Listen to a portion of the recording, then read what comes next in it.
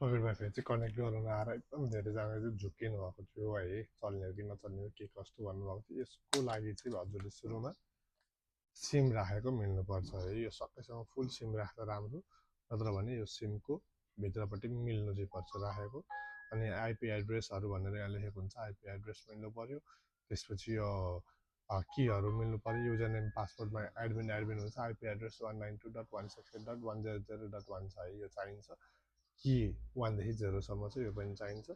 अब यो ब्याट्री राखिदिनुहोस्, यसलाई अन गरिदिनुहोस् है, राखेर अन गरिदिनुहोस् यसलाई। यस्तो अन हुन्छ यो भएपछि अनि डाटा अनिवार्य हुनुपर्छ है। पकेट वाइफाईमा चाहिँ सिम राख्दा डाटा अनिवार्य हुनुपर्छ।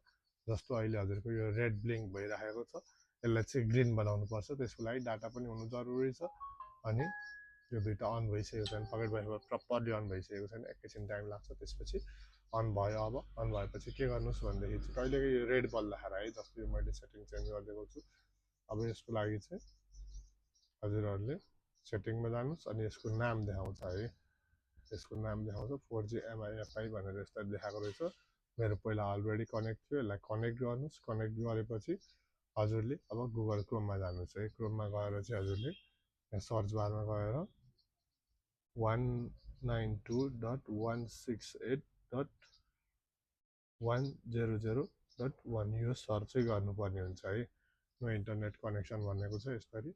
यसमा ग्रिन बल्नै पर्ने हुन्छ, डाटा पनि हुनुपर्छ। अहिले डाटा छैन। त्यसपछि अब यहाँनिरबाट पासवर्ड एडमिनै राखिदिनु होला है त। पासवर्ड यहाँबाट एडमिनै राख्नु होला है। है पासवर्ड जुन थियो ADMIN है। अनि यो भयो। वाइफाई कनेक्ट गर्दा मैले 1 देखि 0 सम्म कि राखेको थियो, त्यो अलरेडी पहिला कनेक्ट भइसकेकोले गर्दा।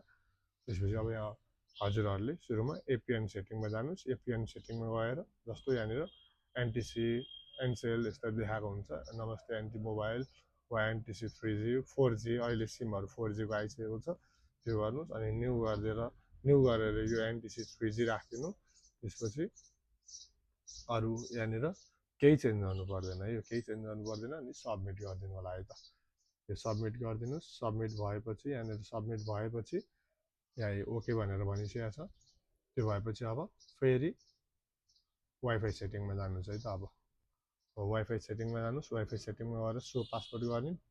यहाँनिर 1 देखि 0 सम्म हुन्थ्यो, मैले 9 सम्म राखेको थिएँ। त्यसपछि अब यसलाई पनि जे भए पनि चेन्ज गरिदिनुहोस् है। अनि यो नाम पनि चेन्ज गर्न मन छ भने यो नाम पनि चेन्ज गर्न सक्नुहुन्छ। अनि यसमा चाहिँ नर्मली 1 2 यस्तै हुन्छ। हामीले चाहिँ यो 11मा गर्नुपर्छ, 11 पारिदिनु होला यसलाई। यहाँनिर यो च्यानलमा 11 गरिदिनुहोस्। पासवर्ड चेन्ज गर्नुहोस्। नाम चेन्ज, वाइफाई SSID भनेको वाइफाईको नाम हो। यो 3टा कुरा चेन्ज गर्न मिल्छ, यो चेन्ज गर्नु होला। पासवर्ड चाहिँ अनिवार्य चेन्ज गर्नु पऱ्यो। अनि सबमिट गरिदिनुहोस् है। यो सबमिट गरेपछि अब यो वाइफाईको पासवर्ड चेन्ज भयो। त्यो हुँदाखेरि अब डिस्कनेक्ट हुनसक्छ है, डिस्कनेक्ट हुनसक्छ त्यो हुँदाखेरि। त्यसपछि डिस्कनेक्ट भयो भने फेरि रिकनेक्ट गर्नुहोस्। अहिले डिस्कनेक्ट भयो, अब फेरि पनि कनेक्ट गर्नुहोस् यसमा गएर। ल हेर्नुहोस् है, यसमा गएर फेरि के गर्ने, रिकनेक्ट गर्ने है त। यसलाई सुरुमा फरवर्ड नेटवर्क गरिदिनुहोस्, ओके गरिदिनुहोस्। त्यसपछि फेरि 1 देखि 8 सम्म है, 1 2 3 4 5 6 7 8 सम्म कनेक्ट गरिदिनुहोस्। अहिले मैले 8 सम्म राखेको छु, यस्तै गरी कनेक्ट गरिदिनुहोस्। अनि यहाँनिर एडमिनको एडमिनै राखेर लगइन गर्नुहोस् है त। लगइन गर्नुहोस्। लगइन गरेपछि अब लास्ट फाइनल रिसेटको अप्सन हुन्छ, यहाँ लास्टमा छ यो रिसेटको अप्सन हुन्छ। रिसेटको अप्सनमा गएर यहाँ माथि सारेर फ्याक्ट्री रिसेट र रिबुटको अप्सन आउँछ, यो रिबुटमा क्लिक गरिदिनुहोस्। यति भएपछि हजुरको वाइफाईको सेटिङ अलमोस्ट कम्प्लिट हुन्छ। त्यसपछि यो अफ भएर अन हुन्छ। यस्तै पकेट वाइफाई अफ भयो, अब अटोमेटिक अन हुन्छ है। यो रिबुट गरिदिँदाखेरि सेटिङहरू चेन्ज भएर यो अन भएपछि चाहिँ मजाले चल्छ है त।